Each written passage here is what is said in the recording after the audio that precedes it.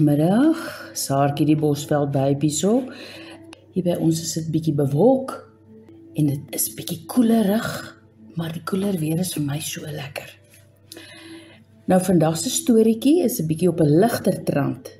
Die storieetjie se naam is Jy lieg mos nou.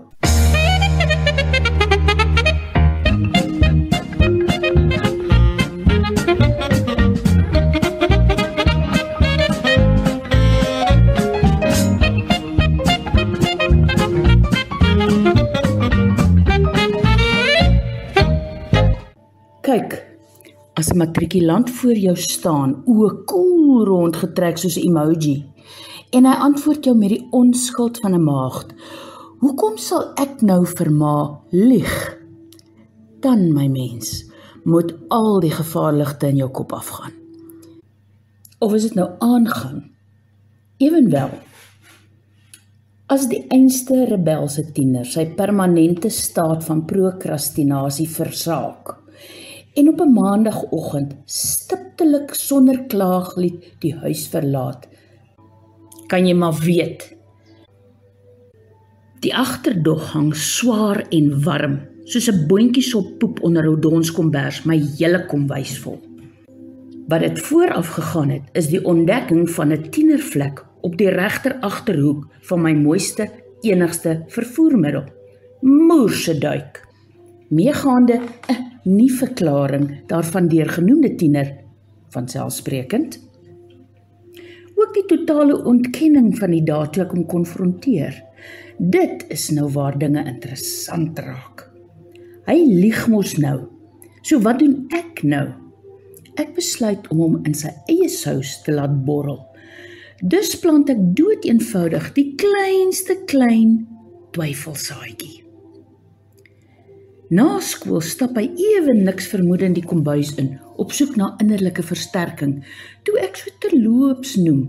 Jy weet, jou meisie se ma is nogal 'n baie goeie vriendin. Sy vertel graag vir my alles wat sy dink ek behoort te weet. Net dit. Die wonderlike mag van suggestie, sy skuldige gewete en ryke verbeelding het gesorg vir die res.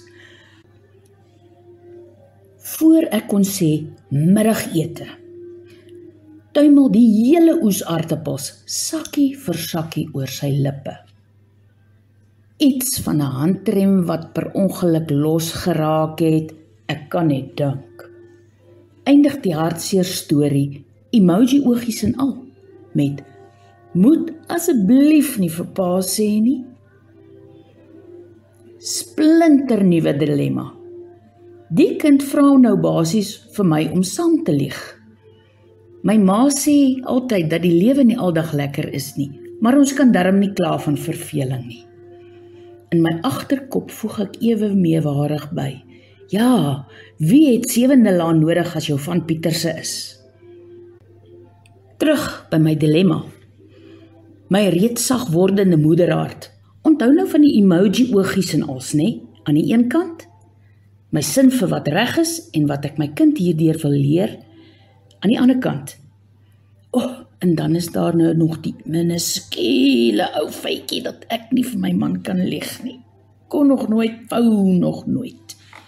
Hy ken my te goed. Sien die lieg aankom nog voor ek my mond oopmaak. Ek besluit wyslik dat ons die hele aardappeloes weer moet bloot lê. Hoe gouer, hoe beter. Dieselfde middag, nadat ek die lekkerste lekker koffie gemaak het, hef ek aan met Boeta wat beaam en kopknik op al die regte plekke. Maar ek besef dat ek nie sy oorloop vir hom moet veg nie. Nee. Dus tree ek na die nodige inleiding grasieus uit die stryd, sodat hy self verder sy saak kan stel. Na 'n hakkelrige sessie met vele jammers in, sit sy pa agteroor en kyk vir ons goed deur. Sê niks. Ek voel asof ek op orders geroep is vir hoogverraad. Uiteindelik kom die beslissing. Tja, ek het gewonder hoe lank julle gaan wag. Ek het reeds met die versekering en die paneelkloppers gereël. Hulle verwag jou môre. Wat jou betref, mannetjie, die res van die jaar sorg hy dat jou ma se kar blink en myne.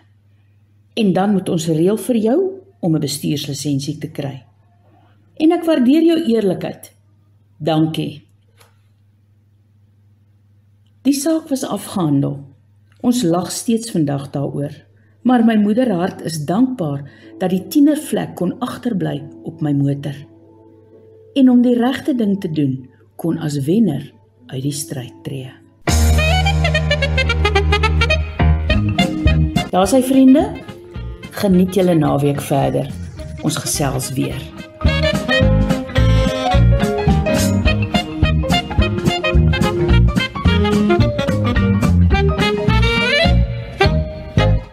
Dit was 'n produksie van In Ink Luisterstories.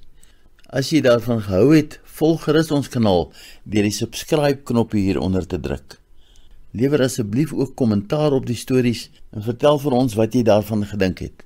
Dit sal ons in staat stel om nog baie meer soortgelyke stories aan jou te bring.